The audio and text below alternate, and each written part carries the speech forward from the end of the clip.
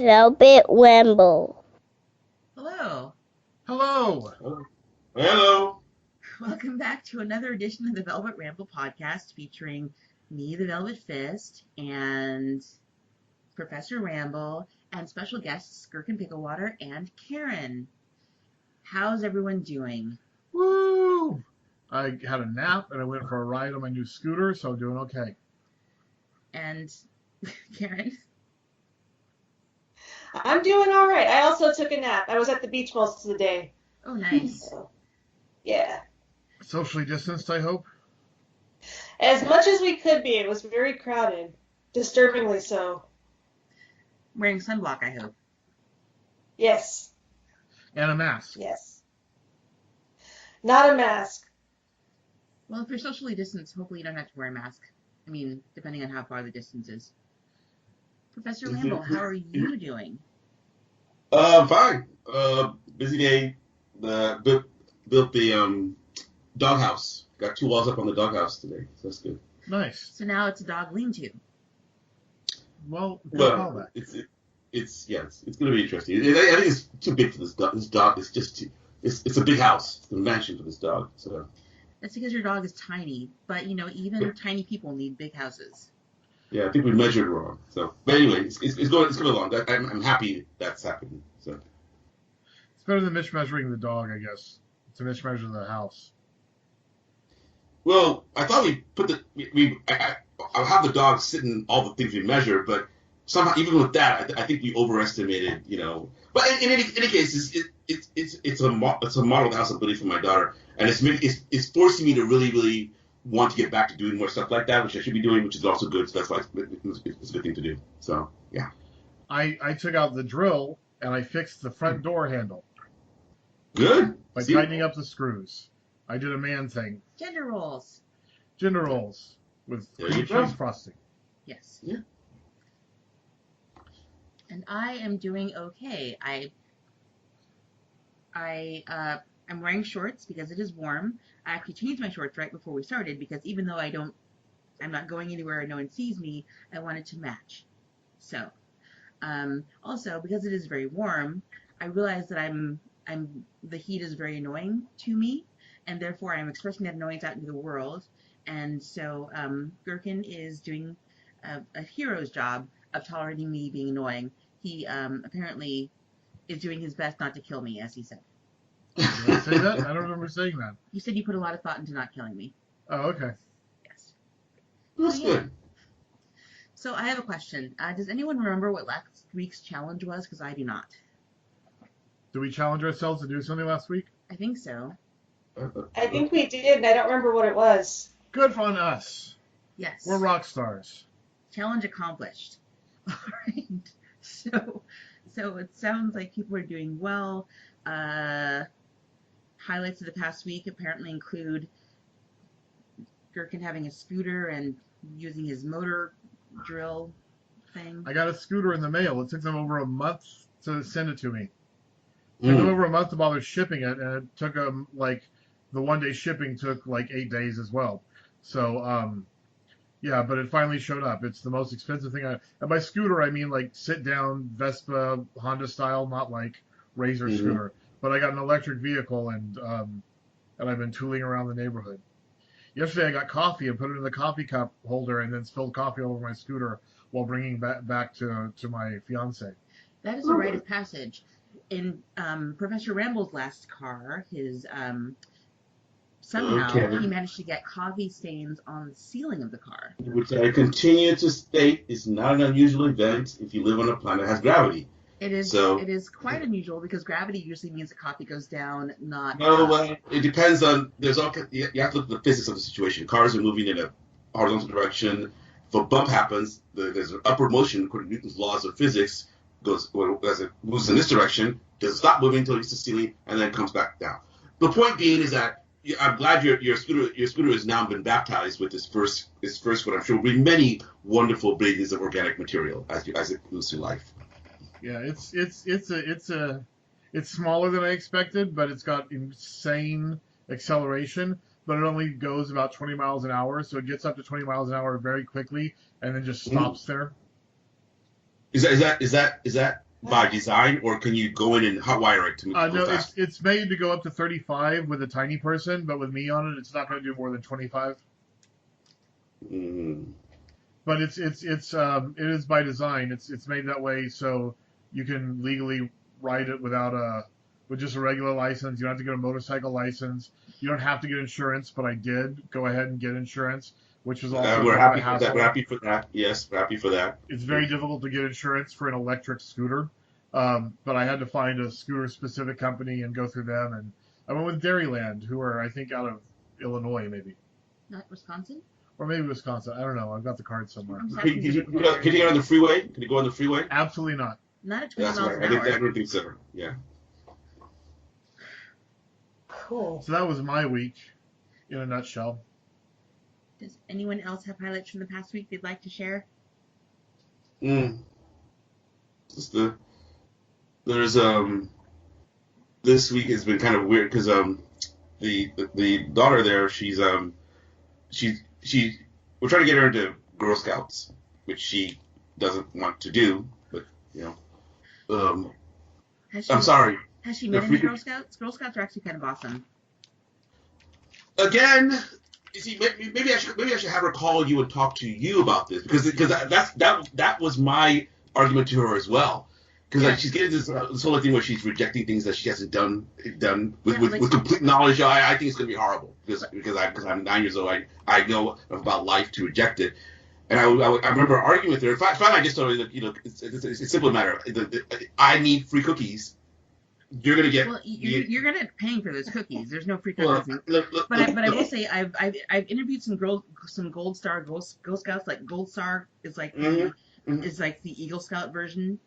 So Eagle Scouts are Boy Scouts and Gold Star are Girl Scouts. And some of the stuff that they do in order to get their Gold Star status is pretty amazing. Like if you make it all the way through the Girl Scout program, it's pretty cool.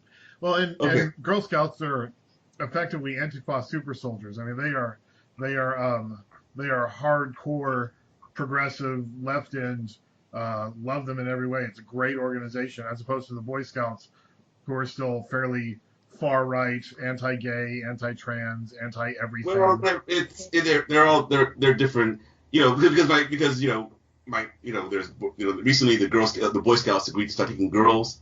So that's a whole chat. It's a whole different thing. I'm not certain. I don't know whether I agree with that. Whatever, because I think that whenever I see people interviewing that decision, it's always the boy standing there besides his little sister, and the boy looking very unhappy, and the girl whatever. But that's a whole different discussion. But the point is that all the great things you said about the Girl Scouts, I totally agree with them. Also, in the sense that I think my daughter could do with a little bit more. She spends a lot of time. I think she rejects things that she got this habit of rejecting things that they're feminine. Like because it's Girl Scouts. If Boy Scouts, she would be totally into it.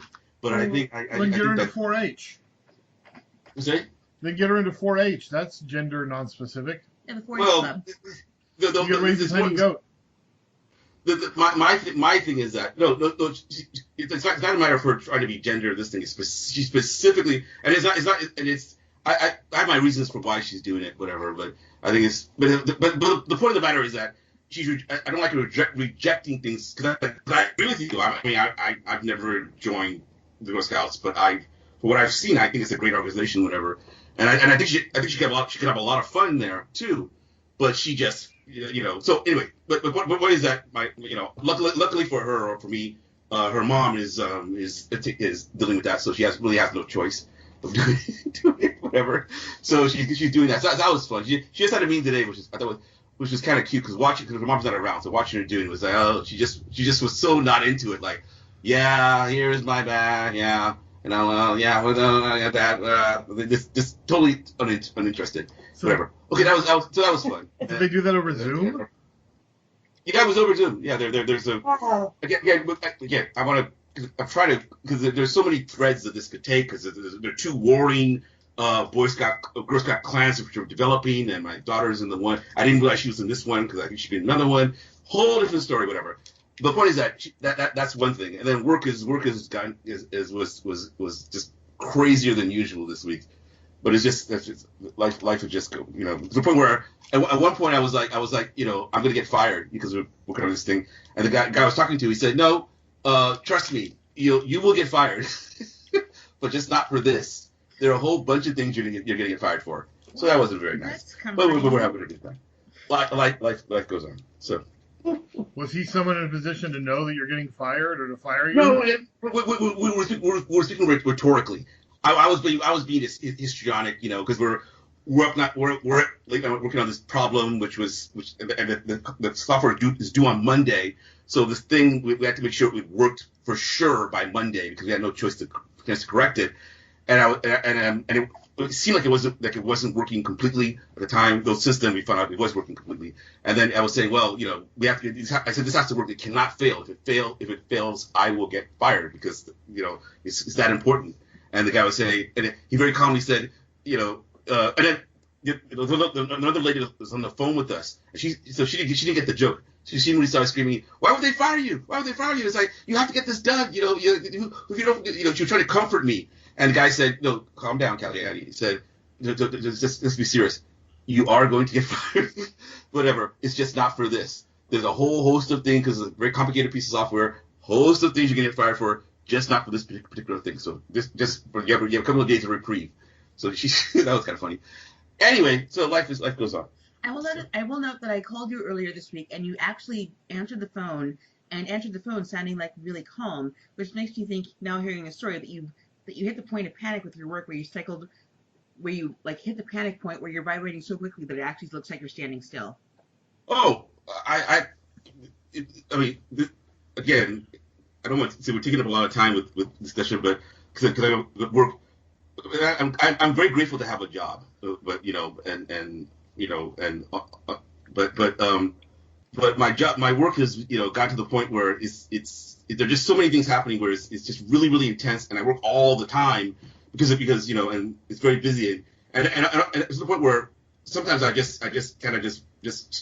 overload where I have this thing that's due tomorrow, but I just can't get into it. I just can't do it. So I'll just end up watching movies. I started going through Parks and Recreation. Basically, it was mentioned this thing. So I should go. And I love that show. And now it's so easy to just veg out and just watch them because every episode is good. So you just watch any episode in there. You watch them any order you want. They're all good. I like all of them. We're doing the opposite. We're watching a very bad show in which almost every episode is bad. It's because we tried to watch a show that I love, which is Parks and Rec, and he can't stand it. We tried to watch a show that he loves, Community, and I can't stand it. And wait, what's wrong? How could you not? I don't like awkward humor. But he likes Community, which is nothing but awkward humor. I disagree. You're so wrong. Okay. But I rewatched Community until the episodes got bad in general after Dan Harmon left, and so I stopped watching it. And we watched some Parks and Rec more than would have been normally allowed. Yeah, we got through maybe a handful of episodes. We got through like a season and a half. Did you watch it from the beginning? Yeah, from the beginning.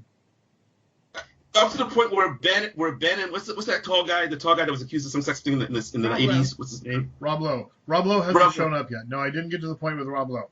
Then you haven't even seen the best part. You haven't even really got to any part of it yet. Anyway, look, can't argue with people's personal choice. I'm just saying instead, we're watching The Flash.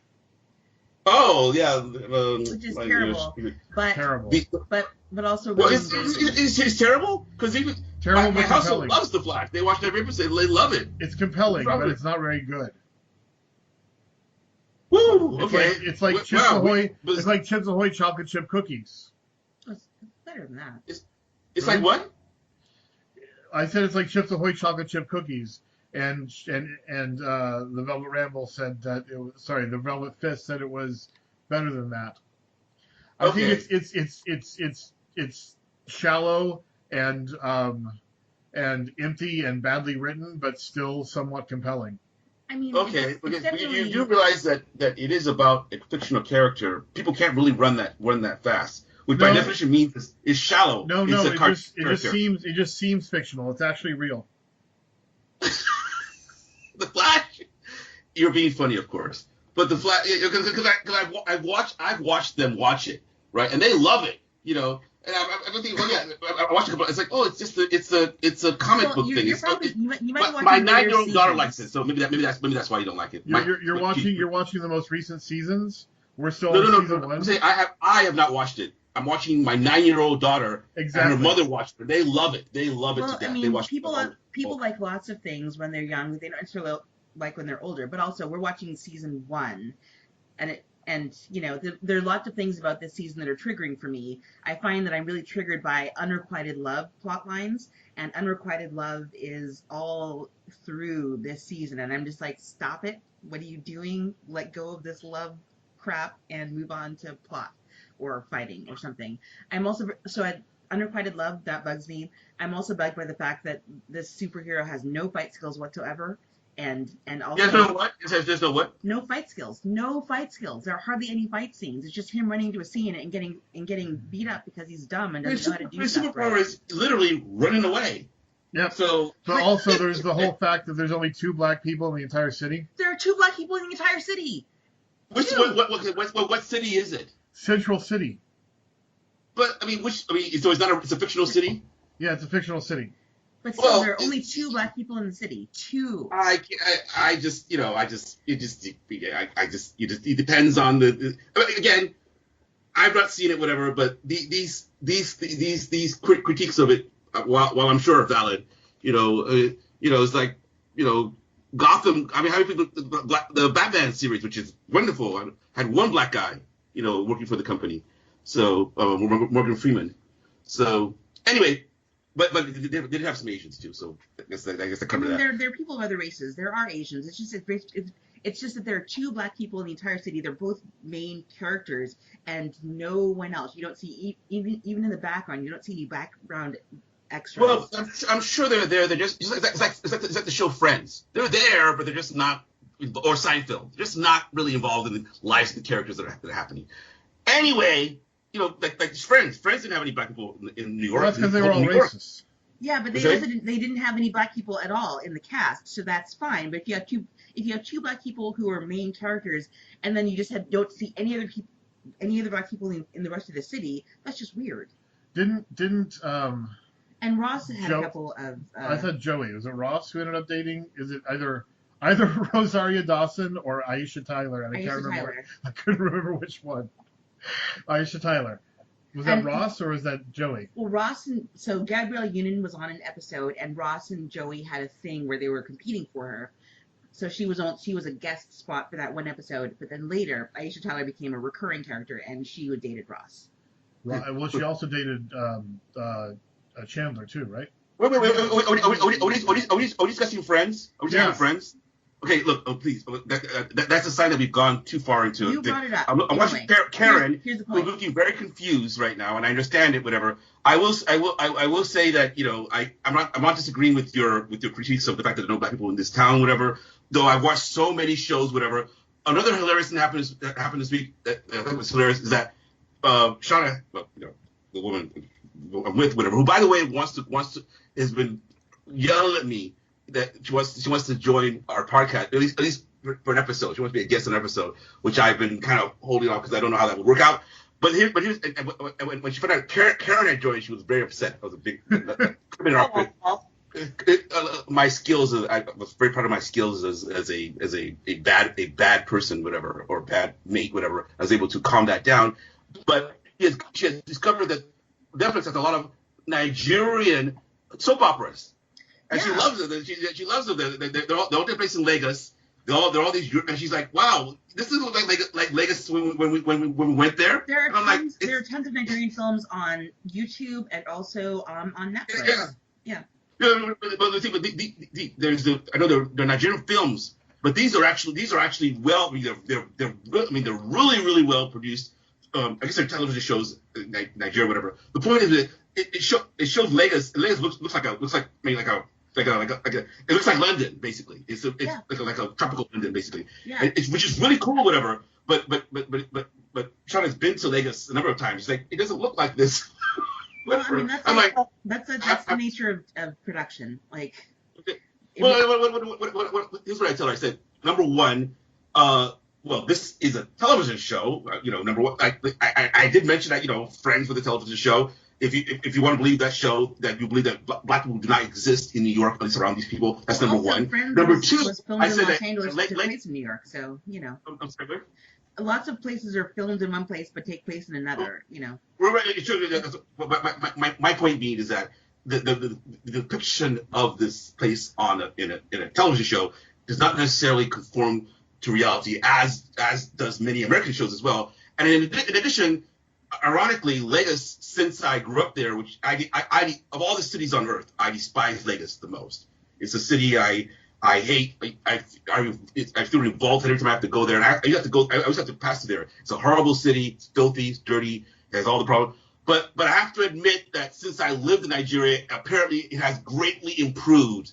So so a lot of the things they're showing up, some of them are not made up. It does look better now because they got a good governor or whatever. So, but I thought that, she was just watching the shows, and they're very catty. They're all Yoruba comedies. So they're very catty and very elegant, and they're always based on some guy who has a secret son, that he just told them, and then these two women are fighting over it. It's just fascinating, and she's totally into it. And I'm like, oh, that's interesting.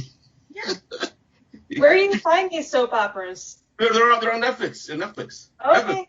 Which is even more because I didn't even know they were there. So, yeah, if you search Nollywood on Netflix, you'll get some options. Nollywood with an N, like Bollywood, but with an N. I didn't know that was a thing. Yeah. Oh yeah, because there's tons. When I went to Belize, some years ago, and I saw these. There's just tons of Nigerian films there because they're English. They're a black country that speaks English.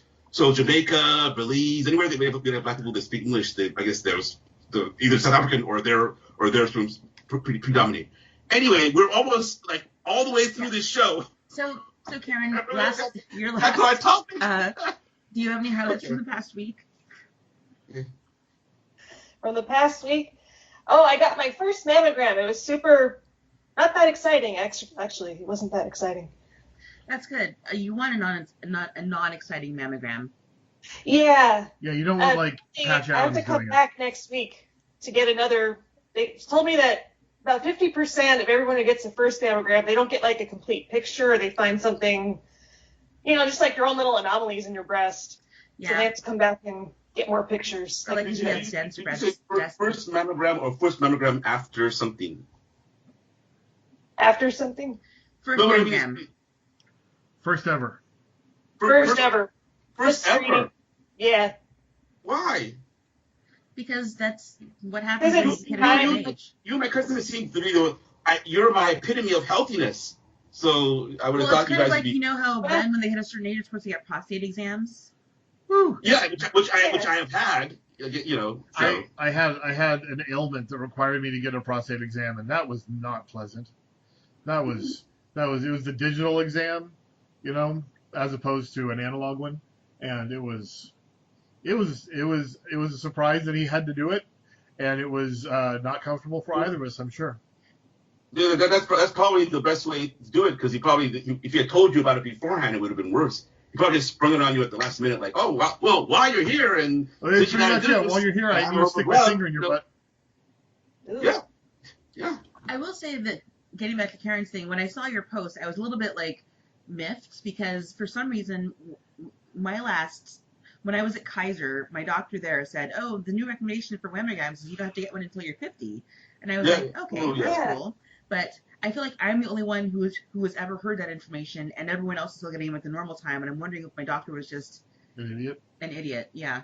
Well, my doctor said the same thing. She gave me a choice. She said one group recommends starting at age 40 and one recommends at age 50. She said, it's up to you. Your insurance will cover it either way. So I said, okay, let's just do it. Why not? Do it. Yeah, it seems like the smart way to go. Yeah, the person I live with, who has breast, whatever, has she heard that information and she rejected it completely. She's been getting them almost like once every year or once every 2 or 3 years since I've known her. So that's smart. I mean, obviously I'm on board with that. She heard that 50 years. She's like, oh, that's obviously a plot by some evil doctors to save money. I'm not dealing with that. You give me. She was insulted. She thought the doctor telling her was some kind of oppressive thing. She almost reported them to the medical establishment. Yeah. It was a racial thing. So, Professor, have you had a rigid sigmoidoscopy? A what? A rigid sigmoidoscopy? You're asking me or Karen? You, Professor. Have they stuck a camera? I don't even know what that is. Have they stuck a camera up your butt yet? No, they have not. Okay, because that's I have fingers up my butts, but no cameras. At our age, that's coming up quick. Well, he's older than you. Oh, how much older than me are you? Well, a number of years, not that many years. Then you should probably have a camera up your butt by now. Yeah, go to the doctor. Well, here's what's happening. They send you nowadays. They send you in the mail these things you're supposed to test yourself to find out. It's where you poop and then you take a little brush and you brush. Okay, it's not a camera. They don't send you a GoPro and a bottle of Vaseline and say. But But these. If that were true, I would love to get the camera. The camera would never go back. But my point is that I know somebody we know somebody who's had that done to them, and I asked him how it was, and he didn't give me any encouraging thoughts, statements about it. So I don't know. Yeah. It wasn't bad. I had one maybe like 10 years ago. Oh yeah. Is that the same as a colonoscopy? It was pretty cool because I was awake. It wasn't a colonoscopy. It was a sigmoidoscopy, so they don't have to put you to sleep for that. And I was able to watch on the camera, and I could see all my lovely pink intestines and my hemorrhoids and stuff you never expect to see. Never expect or never want to see in my case. So I find stuff like that fascinating. So I'm like, I know, that's what I'm saying. Look at your faces all lit. It's cool. So while we're on this topic, I'm going to kind of segue into what we're talking about this week, which is a topic picked by Karen, which is health and wellness, or as I like to think of it, are you here for a good time or for a long time? So Karen, would you like to talk more about your topic this week? Yeah. Sure. I thought of this topic because, I've been thinking about this a lot. Also this week, I found out I have prediabetes and high cholesterol, so I just started on Lipitor for that, and I have to make a lot of dietary changes. And I was thinking about, I'm 41 now, and I've had high cholesterol since I was probably at least 21. And back then, I was really skinny and a vegetarian. And now I'm not a vegetarian. I've gained quite a bit of weight. But I've had high cholesterol consistently since then. And so I'm thinking, why even bother? If I'm going to have high cholesterol either way, why not just keep eating what I want to eat? And, maybe I'll die younger than I might have otherwise if I had made dietary changes. Maybe I could just, die happy with sugar and fat and cholesterol in my mouth rather than prolonging life, making myself miserable, restricting my diet, and taking medications. Well, that pre-diabetes into diabetes shift, I think, is pretty significant, though. Yeah, it took about 10 years for that me. Is. I was pre-diabetic for about 10 years before I became diabetic. Were you? And I did not make adequate changes to my lifestyle or diet in that time, and that's why eventually I became diabetic. Yeah. And now I take a diabetes medicine, and I take what's Lipitor also called? Is it called Atorvastatin? Atorvastatin. Yeah, I take that as well. So I take both. I take both glipizide, I think, glipizide and whatever Lipitor is called. Both of those, and it's not a hassle, and it keeps the diabetes under control. And they say for anyone of a certain age, especially men, Lipitor is a really good idea. Yep, I've heard that before. Reduces your risk of stroke and heart attack. Mm-hmm. So I guess I'm saying, at this point, I've had my good time, so now I'm here for a long time. That's my goal now. I had my good time, which was actually pretty miserable, but I did all my partying already, so now I'm here to just get moderately stoned and try and stay alive as long as I can. That's my goal for him, yes. Well, one thing to consider is that the effects, because you say I'm going to do what I want to do, eat what I want to eat, which is probably the way I would think about it too. But then I also think what will be the effects of the thing? Will it be a lot if I do I'm going to eat badly and then around certain age I'll just pop off. It'll be quick. I'll just drop dead one day, maybe hopefully while making love, or while watching a really good movie on television alone by myself, so I won't threaten other people. That'll be one thing. But if there's a switch to suddenly I was still alive, and yet I wasn't able to derive as much enjoyment out of life as I normally would. My daughter just bought one of these these pull-up things on over a door, A pull-up and I bar? noticed A that salmon ladder? yeah, No. is that what? A salmon ladder? No, pull-up bar. A Pull-up pull-up bar. bar. Pull-up bar. So, and she, of course, she can, and I try to put myself up. I can barely do 5 of them, and I'm thinking, that's really not good. And go on. No, continue. No, I'm saying that, yeah, I can. So it's made me think, okay, like, if I continue on this path, obviously I won't be able to enjoy. I like biking. Things I like to do involve physical motion. So Well, I will. if I go will on. ask: have you ever been able to do pull-ups before? Oh yeah, for sure. Yeah, in fact, the healthiest I ever was right before I went into the psych ward for the first time. Cause I was after the first breakup. I was going to Bikram yoga I know that time. Yeah, every day. I remember going to Bikram yoga. I'm actually getting definition abs, me, and I could definitely. I was doing hundreds of. I got up to I was doing 50 push-ups like that, and then I got to 75. I was going to 100. I was in great shape, whatever. So it was a big shock. I could barely, in front of my daughter, who was obviously yelling and laughing and not really sympathetic towards my plight. I thought to my point being is that I've often wondered, like, that's the trade-off. If I knew that I was going to, and of course, now that other people are depending on me to be around at least for a while, I have to think about it in those terms. So anyway, that's one way of looking at it too. I don't want to be oxygen dependent, and that's the thing that can happen if you have a heart attack, and I don't want that to ever happen. Right. I don't have to carry around a tank of oxygen with a tube up my nose. That sounds horrible. Right. And really unattractive. Definitely unattractive. Yeah. But I don't. And a lot of the health things especially for back then, like what's the word? High blood pressure. There's there's a whole string of them that listed which I don't think sound. My point is that I need to see my doctor, and I'm quite sure that the diagnosis that you got, Karen, which is high cholesterol, and the other thing, sugar, they're 1,000% going to be there. It's beyond, because my eating habits as far as sugar goes they're beyond horrible. They're probably criminal actually at my age. Then I'll have to make the choice of okay, the same choice you're making.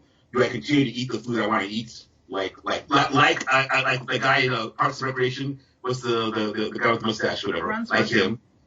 Do I keep Ron Swanson? Do I go his route where I'm doing what I want to do, or do I say, okay, vegetables, more, I don't know. I want to circle back to the comments made about the having to have an oxygen tube. I don't want to. When I said it was definitely unattractive, I feel like that might have been a little bit of a terrible thing to say. I will also say that I also thought the CPAP machines would be unattractive, but they're actually not that bad looking. So it's all. What was unattractive? The CPAP machine. I wear a CPAP machine now. So we got sick in February. I got sick in February. Yeah, I got real sick too. Whenever, I don't know when that happened. I'm not got into your process. You were right there with me when I was really sick. Yeah, I don't remember when it was. Anyway, somewhere between January and March, we both got really sick. It may or may not have been COVID, but I was having a lot of trouble breathing in my sleep. And I've always had sleep apnea, so I finally got around to getting a CPAP machine. Okay. And now I find out she was afraid I was going to be unattractive in it. Well, I mean, it's just, you think about someone sleeping with a whole bunch of hardware over their face. It just didn't seem... Well, and here's the thing. It's because of my whole thing about bedtime. Yep. Another thing I've realized lately is that I have a strong resistance to any sort of bedtime routine. So the notion of now we're going to bed, now we're going to take our medications, put on our CPAP and settle in. It's all just I react to bedtime routines as if I'm still a toddler for some reason. So. And she's also an insomniac, whereas I am hypersensitive to disturbances when I'm trying to get to sleep. So she tends to fall asleep within 15-20 minutes when she actually decides to go to sleep. It'll take me an hour plus, and every time she gets up to look at her phone or go in the other room or rearrange the bedroom or try on clothes or whatever it is she does in the middle of the night, it always wakes me up every single time. So we have a delicate balance in our bedroom ecosystem. Yeah, sounds like these. Well, see, the good thing is that you just found out that she didn't think it was attractive, whatever. So she successfully hid it from you. You showed love. Okay, Much and love. so and then you were the one that said that it was unattractive. The thing with the other thing, the oxygen tank. thing. I would be afraid that it would make me less attractive to be carrying around an oxygen It would tank, definitely make you more flammable. and it would make me more flammable, and that's a big fear of mine is being engulfed in flames, I guess. Well, you just I wonder if that would be unusual. I would suspect that would be very rare in the population. Most people would have no problem being consumed by a ball of flame. I know I'm an outsider in that, but I mean it's called a phobia for a reason. Only for political purposes. If I understand. It's politically motivated, that's fine. Yeah. You just wouldn't want it to happen accidentally. Yes, exactly. Yeah. But that's I mean, life has a CPAP, and I think it actually makes things better for us at night because it's kind of like white noise for me because it's not loud, but it's kind of like a hum throughout the night. I will say that helps me sleep. Yeah, the CPAP sound is definitely less, as far as disturbing one's sleep, it's definitely less disturbing than the snoring that one could hear throughout the entire house. Before the CPAP? Yes. Can you no longer hear the snoring through the CPAP? It's much quieter. I probably snore less. Yeah. Because I'm having air forced down my nose. Yep. These are all good things. The benefits of modern medicine in our time of pleasure. It's so interesting. Like when there've been all these videos about people attacking Costco for not wearing it.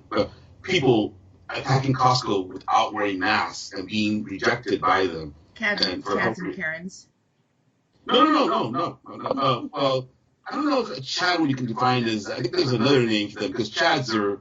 You need to call the police something not actually. A Karen is trying to prevent somebody from doing something which is perfectly legal and calling the authorities on them or because she didn't get her way. The funny of which was that woman got slapped by that woman who tried to grab her breast. But I don't know. The point is that these guys are trying to get into Costco and not getting in, and so it's interesting when you consider like their one of them was a guy who was his girlfriend. His girlfriend was wearing a mask, and he wasn't wearing a mask. I'm thinking, wow, how must their household be that where she's obviously complying with this thing and he's not, and quite violently so. The fact that he'll go and fight in public for it. Well, their household must be quite interesting. I feel like what I keep hearing about mask wearing is that cishet white men are more resistant to wearing them than other groups. Is what I keep hearing about masks in general. You said the what? Cishet white men are more resistant to wearing them. Oh, yeah, of course. Yeah, I would say from the region Pacific is from the South, white men, of an older, although they have other ones too, but mostly white men, and then white women too, because there've been several of them, but they're usually in Whole Foods. I just realized that the women have been in Whole Foods and a couple of there. And then the men have been in Costco. I don't know. Maybe I don't know why it's women like vegetables and men like warehouses. We went to the motorcycle store to buy a motorcycle helmet at the motorcycle store, and it was all full of rough, tough cowboys with no masks. It was also full of middle-aged men looking Boomers, for their midlife crisis vehicle with no masks. But so I wanted to get back to the topic, and I will say that when I was more of a gym rat than I am currently, considering gyms haven't been open for a while, but they're opening up on Mondays, which is mildly terrifying to me. But back when I was more of a gym rat, I used to exercise at least a bad day of exercise. So a bad week of exercise was if I didn't do at least 5 days of exercise, and a bad day of exercise was if I didn't do at least a half an hour. So I was usually shooting for at least an hour of exercise every day of the week. And I did that in part because I wanted to be able to not worry about what I was taking in. I have a mom who will constantly remind me that I have a family history of diabetes, so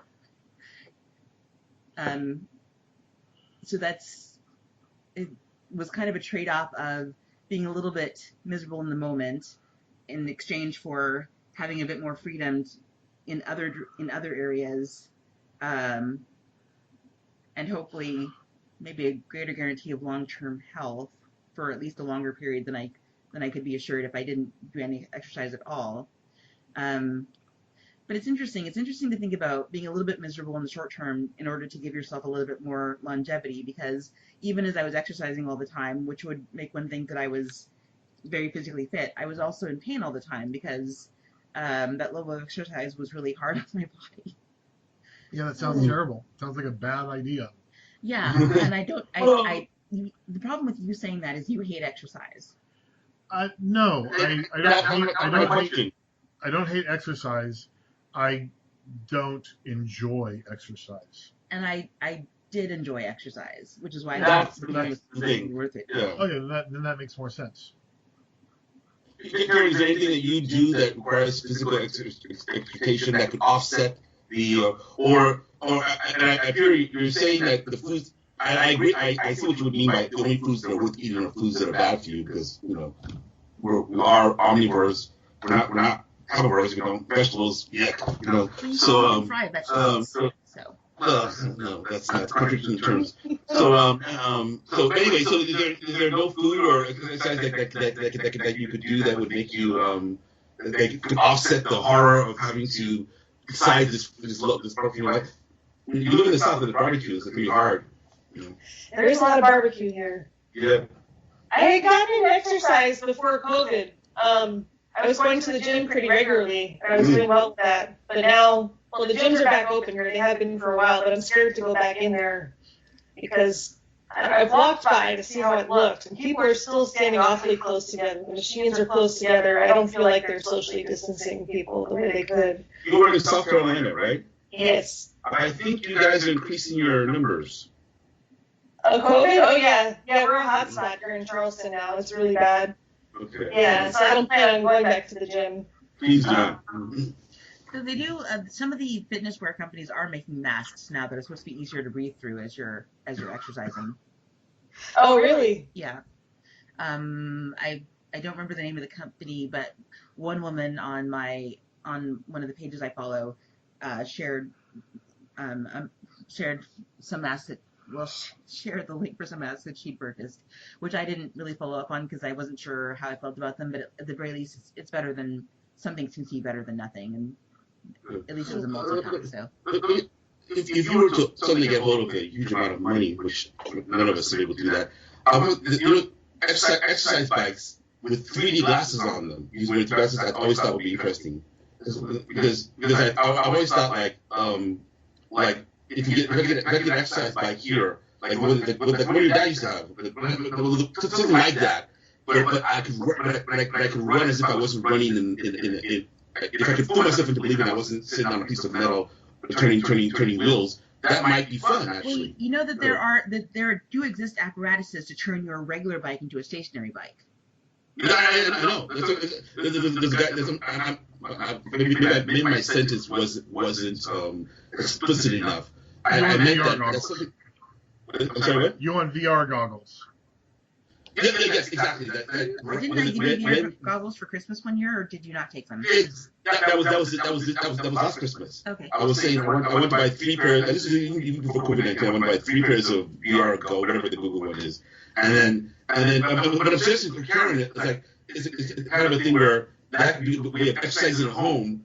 Having fun. I naively think it would be fun because I got a film of me riding through the hell, chase my demons, whatever, and that could be fun, whatever. So So that would be fun. Yeah, or flying. If you're riding a horse and flying, that might be fun. Yeah. So my point being is that finding ways of making, like all of us here, I guess we're all saying that. We should be exercising, and we also realize the inherent negatives of exercising, which are that it's not always fun to exert your body, especially at the age we're reclining. Are there ways we could develop that would make it more fun and to do this? Other than wanting to learn kung fu and. Well, I mean, I think wanting to learn kung fu is perfectly valid. I'll just say right from the beginning. The question that I have is, so for this, what is it worth? What is it worth to you to make So it's not just about how long you live; it's the quality of life.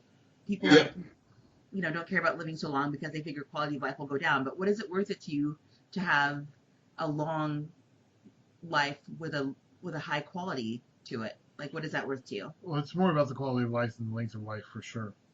Like, if exercise would make me not hurt, then I'd be more into it, as opposed to making me hurt, which is more likely. Well, the problem is exercise makes you hurt because you're not used to it, and then as you continue, it hurts less. I don't know that exercise is going to make my knees stop hurting. You know what I mean? Yeah, but You know the guy who wrote The Invisible Man? I think his name is Langston Hughes. He has a book of short stories, and in the book there's a story called China, which is about this old African American man, and he's older. He sees a kung fu movie. It just occurred to me, and he decides to get into health. And at first he's oh my god, he's in so much pain, but eventually, as it goes through time, he starts to really enjoy it and becomes really healthy. Well, yeah, I mean, the thing about exercise is it's very painful when you're just starting. And right. You have to kind of be willing to deal with that and push through it in order to get to the part where it becomes more fun. But I wasn't talking specifically about exercise. I was talking about in general, what is it worth it to you to have a long life that is also of high quality? Like, what is that worth to you? Like, what would you give up in the short term to have that for the long term? Well, in the short term, I have... No, not you. Those two. Karen, I would give up some of my laziness, for sure. I would find new ways to exercise. That is something I'd be willing to do. The diet thing is a lot harder. Yeah, there are definitely things I could be doing instead of spending so much time sitting in front of the computer, sitting on the bed, mostly sitting on the beach. Yeah. Well, at least walking through sand to get to your seat on the beach probably takes some effort. It took a little bit of effort. Yeah, walking through sand is really challenging for me for some reason. Yeah, it is. Professor? Well, for me, it's not really. I have to give up something today because other people dependent on me. I do have to live longer than maybe I originally planned. So, but because of that, there's a lot of things I've been willing to give up. I do not like Karen again. The food thing was a big, I would not want to give that. I would not want to give that up, whatever. But that's something that I would be willing to give up. I would be willing to say I'm not gonna.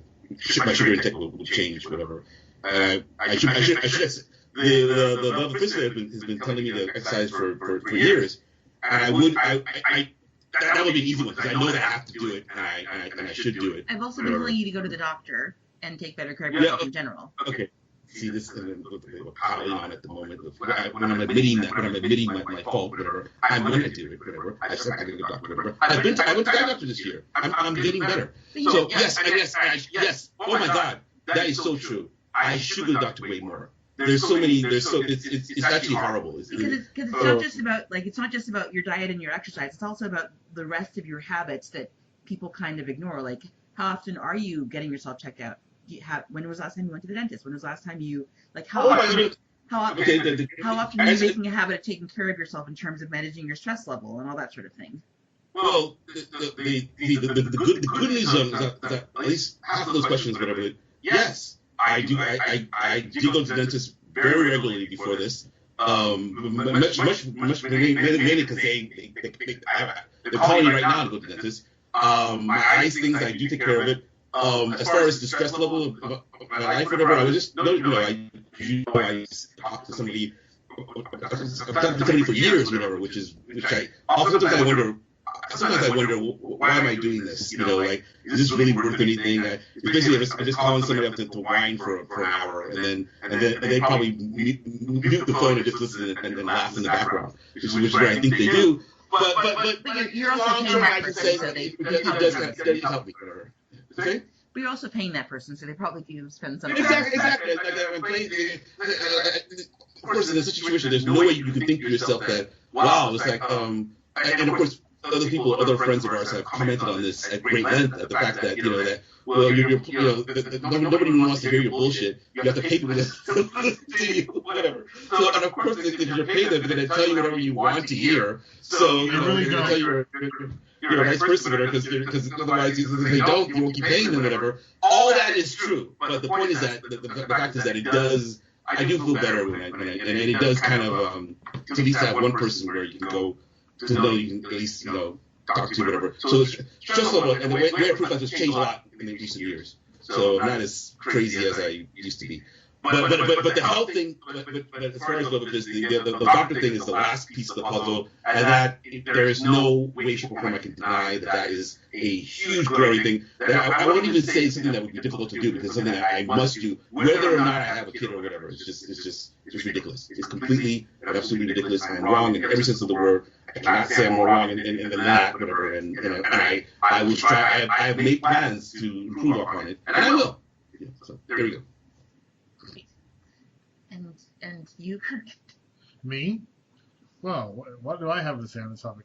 No, I mean, as of tomorrow, I'm going back to a super low carb diet for my blood sugar and my weight and my budget, because I'm broke and I've got low carb food to eat. So much bacon. So much bacon. So, so I'm going back to low carb. And I do that every few months and get my blood sugar down and keep it down for a while. And then after a couple of months, I'll start cheating again and be off for a while, and then I'll go back on. And it's not ideal, but for the most part, it keeps my blood sugar down, and that's good. What is low carb? Is that the one, no pasta or no meat? Well, he's referring to the ketogenic diet specifically, which is high fat, medium protein, low carb. Yeah. So how would you get high fat? What would a fatty food be that you'd be eating? Bacon. Oh, so that is the one. You eat meat, basically. Yeah. Basically. Meat and cheese. I like that one. Meat, cheese, and vegetables. And that's good for you? That's good for you? It's good for diabetes. It's good for losing weight. I'm not going to say it's good for everyone by any means, but it is good for specific instances of health that solve specific problems. Okay, I see. Okay. I'm by no means saying that everyone should eat that way. No, if you can eat lots of fruits and vegetables and feel healthy and be healthy, then that's probably what you should be doing instead. Yeah.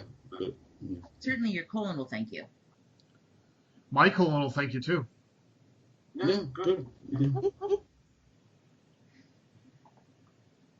Okay, so it looks like we're this is actually a good topic. It's existential. It makes you think about what to. The question is, if you're enjoying life now, then it's easier to see you want to continue. You want to continue with this movie. If on the other hand, if you're not living, if you don't necessarily enjoy life you're living right now, then it's easier to say, well, not really great. I don't really see what the point of drawing this out for a long time is, and whatever. So hopefully people like what's happening now. You can think about. I believe in the next 50 years we're probably going to meet the first aliens. So I want to be around to see that. Yeah. I guess the other thing I wonder about is if you don't expect to live very long, just because if you're looking at your family history and your current medical situation, and you just don't expect it to. If you don't expect to have a long life or a good life past a certain point, well then how does that change your calculations? Like, what would you be doing now if you didn't expect to live super long? That's a good question. Mm-hmm. Well, for which no one has an answer. Well, if you're saying that if I looked at my family history, like when I passed my father in age, I was surprisingly kind of a shock. I was like, wow, it's like interesting how old my dad was when he died. But so I could legally say that maybe, what I would hope, I don't know, I haven't really thought about it at all. I would hope that I wouldn't immediately start being more, because I wouldn't, what I would hope I would do is I wouldn't believe it. I would believe, oh, that's them, not me. Everybody's life is different. But so you would have to be if I believe that. So, but it's hard for me to believe that I would believe it. So. Well, I feel like I'm very used to you thinking like so. I feel like up until really, really recently, you were kind of just expecting to kind of peter out around the age of 50 or something. Well, no, it was more. It was more. Yeah, you're right. I did have that, but it was more. It was the thing. I just hadn't thought a lot about it. And also, I will say that I was a lot unhappier when I was younger, and a lot of my unhappiness was based on the fact that I wasn't really living life for myself. As you know, during that time, I had a lot of responsibilities. A lot of my life was being consumed by the desires and the needs of others, specifically my parents, and also responsibilities that I had that weren't necessarily ones that I'd chosen, whatever. And once I stopped doing so much of that, I started thinking more of myself, starting with maybe the purchase of this house all the way up to having a child. And I noticed that I started enjoying life a lot more. And so that's what you're probably noticing. I probably haven't said that help. I hope I haven't said it since for at least 10 years since this person popped out. But before that, yeah, I did say a lot of that. But that's because I wasn't happy. I was like, well, what am I going to do? Just continue working? I'm never going to for myself. I'll be 70 years old and I'll still be dealing with all this bullshit. I'm getting angry thinking about it right now. But since I've got out of therapy since then, and I've thought a lot about it, and I went through psych ward 4 times, but I got through it, and I feel healthy now, I feel better, and and now I can kind of see, the future might not be that bad, might not, if we get there, might not be that bad. So. What about you, Karen? Yeah, I think this reminds me of the topic, the future, we were talking about a few weeks ago. But yeah, I think I have a bigger view of the future now than I used to. And also being married has helped with that. So I feel like that's something that makes me want to stick around a little longer if I can. One thing I do think about, I have a family history of dementia and Alzheimer's. Sometimes I think about, okay, if I'm going to get early onset Alzheimer's, say like in 10 years, then I like to get a lot more writing done ahead of that before I lose that ability to do so. That is something I think about a lot. Yeah, That's very admirable. So your immediate thought is, oh, if that's not happening, I'm going to immediately start, writing.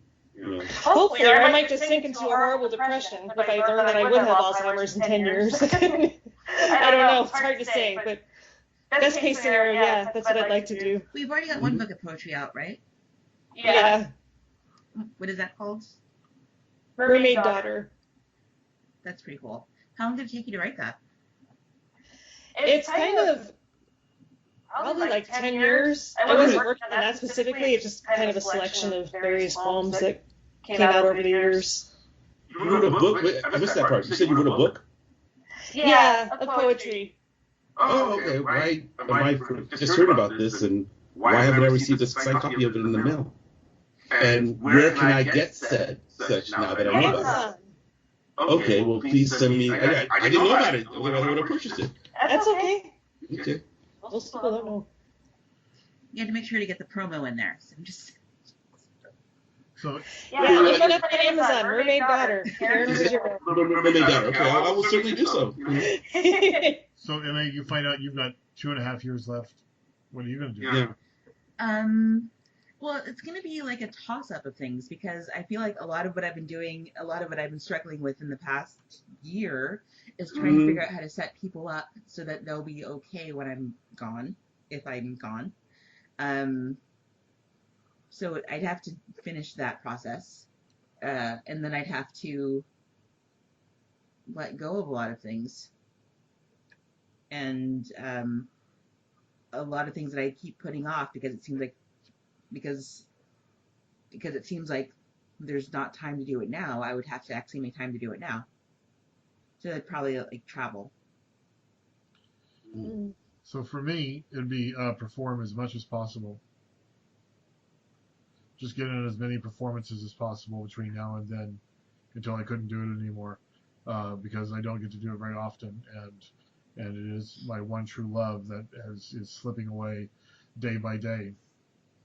So I only had 2.5 years left. That would probably be my focus. If I had 10 years left, it'd be building a family. If I only had 2 years left, it would probably be focusing on getting as much performing in as possible, doing as much clown as I could. Is it 10 years? What would you do in 10 years? Work on building a family. Oh, okay. But with 2 years left, you'd probably just move to Nevada and try to do clown things. None of that. I'd probably stay here with you, but I'd just try and perform as much as possible everywhere I could. So what stops you from doing that now? Having to have a career, having to have money to help pay mortgages and bills and DoorDash and all those things. With 2.5 years left, you'd still have to pay bills and stuff. Well, I'd put much less more focus on that. Yeah, I don't know, because credit cards, it takes 2 years for them to track you down. So then you could, Yeah, that required getting a credit card. Yeah. Okay, sure. So the first thing you'd have to do then is get a credit card, get your credit limit high enough that you could live off of your credit card for 2.5 years. No, I'd have to live like a clown, which was on very little, and spend all my time as essentially a starving artist, and that's what I would do if I knew I only had 2.5 years left. But since I presumably have at least another 20 years left, hopefully 40, then I will focus on living an adult life like an adult instead of a self-serving life as a performer. I feel like This is a great premise for a movie. What was that, Professor? Great premise for a movie, I've been thinking. I'm thinking of a person, of course, you would have to, read about reciting. You find out you have 2 years to live. You're a clown, but you decide you want to make a movie, but you don't have a lot of money. So obviously you start robbing banks in your cloud uniform, whatever, to get money to do that, whatever. And you take a lot of risk because you know you only have 2 years to go. You put and then you do it secretly so she doesn't find out. And when she finds out, the question for her is, does she join you or does she not join you? Whatever. Does she turn you in or not turn you in? And it goes from there. We build it up from there. There'll be a lot of car chases, a lot of shooting, and then also a lot of humor and mirth, and a lot of feeling. I mean, I wouldn't turn you in, but I would have to kick you out. If I was robbing banks? Yeah. Yeah, no, that makes sense. Yeah. Well, let's not tie down any plot lines. Let's keep our options open. Anyway, so I think we're about an hour and a half in. So. Well, we're about an hour in. So, Karen, do you have any other questions on the topic of health and wellness? Questions or thoughts? My wife and I made our wills this week. I think partially because we've been thinking about our health so much, and also with COVID going on, and we know someone who's in the ICU right now. So it just makes you think, like, how much longer do any of us have left? There's no way to know that, of course. Yeah, there isn't. I guess at the end of the day, all you can do is take the best care of yourself you can. But you still gotta have some sugar. Yeah. For sure. Yes. Because life has got to be worth living to be lived.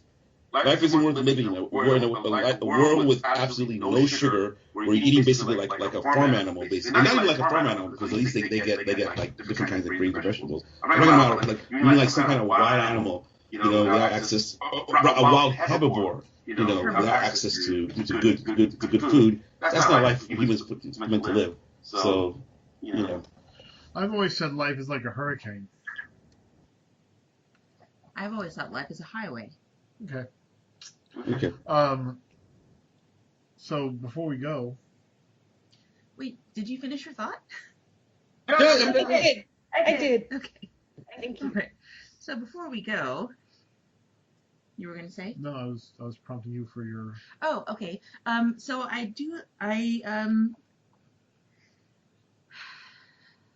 does anyone have anything that what are you looking forward to in the next week? Well, I've got classes, lots of classes. I'm taking lots of classes to become a better performer. You're taking lots of classes in the coming week? I've got voice lessons and improv class and maybe acting class coming up. I haven't signed up for that yet, but I got the information just to brush up on my skills. And I got cast in a soap opera. So, well, I mean, we'll see what happens. I mean, we're still waiting for the producer to get his shit together and get everything rolling. but I got cast potentially in a voiceover soap opera. So just that and riding my scooter. Karen? Cool. I'm looking forward to going swimming more. We have a pool here where we live. So I'm looking forward to maybe not swimming so much, it's just kind of like floating. So I do more of that. But it's definitely relaxing. That's cool. Professor? Looking forward to finishing this doghouse, the dog mansion. This dog. I will say, I was at your house the other day, and your dog is living up to its little Chihuahua reputation by barking like a mini demon. I've said many times, I don't want to talk much about it because it might hear me, whatever, but this dog is, I can't see how Indians can look at this house and not think this dog is a sacred item, and it's, that barking is not terrifying at all, as you probably noticed. I don't know if it's going to scare somebody, and there's a lot of it too. So, I don't know. I've started to say I'm going to eat it, and that seems to suitably shock it and my. I think that's what I'm saying. Always when I say it, it always runs to Maddie whenever I say that. So. Smart. Right. And what I'm looking forward to this week, I think I have a telehealth appointment with a therapist, so that'll be interesting. I don't know how that's going to go, but at least it'll be something different. What else is happening? I look forward to trying on more of the shorts that I purchased, just to have some variety in my lounging around the house in a pool of sweat. I look forward to annoying Gherkin in new and intriguing ways. She's really good at that. And what? She's really good at annoying me in new and intriguing ways. Oh, Lots of so poking. Romper Summer is over? Romper Summer hopefully is over. No, it's all connected. There's rompers, there's shorts, there's jumpsuits. I'm just trying to mix it up a bit more now. Okay, good. Right now I'm wearing shorts. So today is shorts day. Earlier this week I was wearing a jumpsuit. That was cool. And as soon as I do more laundry, then it'll be more rompers. Okay. I actually was wearing a romper when I went to your house, and your partner said it was very cute. No comment. Yes. All right. With that said, it sounds like we've reached the end. Gherkin, would you like to present a challenge for the coming week? A challenge for the coming week. Okay. Individual challenges. Individual challenges. No, the individual challenges. Karen, I challenge you to go one day without any sugar at all whatsoever. Oh. Professor. Well, define sugar. Do you mean like any carbs or just straight up sugar? Any processed sugar. Anything that has sugar as an ingredient and any sugar. In America, everything has sugar. Nope. Everything has sugar in America. No, it doesn't. Just one day. Professor, I challenge you to wear shorts. Do you have shorts? Do you own a pair of shorts? I do have shorts. I have one pair of shorts that I enjoy wearing. That won't be much of a challenge. In public. That's good. What did you say? In public. I have What one do you pair of want black to shorts I challenge like the wearing. professor then? I challenge you to actually go on a bike ride? No, because he does that. Let's see. No. I'm sorry. It's not my bike shorts. It's not my bike shorts. I actually have a pair of shorts. I know. I'm pretty sure they're cargo shorts. Yes. Yeah, they are cargo shorts for sure. Yeah, it would have been more if you telling me to wear a romper wear, but thankfully. Well, you don't have a romper, or else I would. Exactamundo. So I challenge you to wear socks with sandals in public. She challenges you to wear socks with sandals in public. Socks and sandals. Come on now. Come on now. That's the challenge. I live with a child that is very critical of my. Oh, even better. No, that's it. That's it right there. I challenge you to let Maddie pick your wardrobe to go out in public. No. No. Okay. That is a challenge. I will see whether I can accomplish it, but I don't think that's going to happen because if I told her that, she would. Maddie, come here. She would love that. And Emmy? Hurry up. They want to give me a challenge. So we're challenging your dad to let you pick what clothes he wears before he goes out in public at least once this week.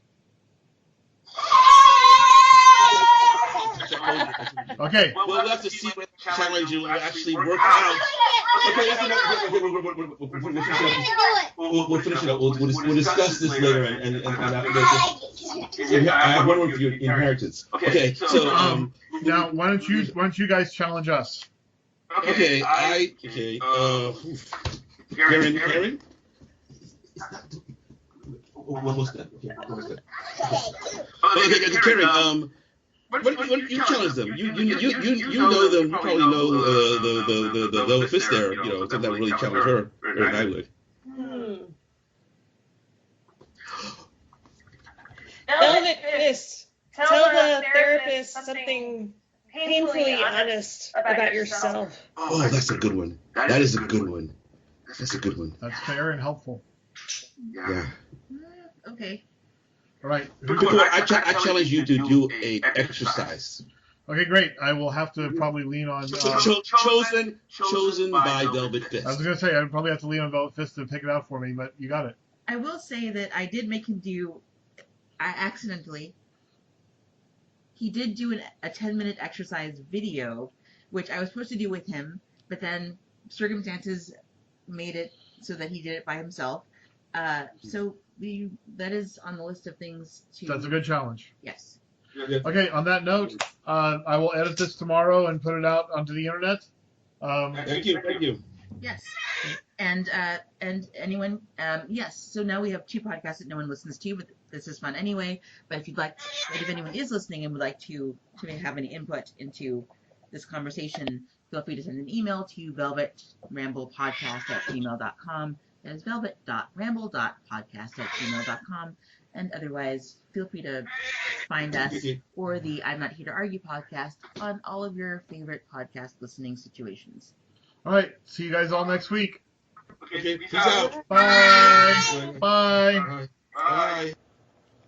It's the Velvet Ramble Podcast. It's the Velvet Ramble Podcast. It's the Velvet Ramble Podcast.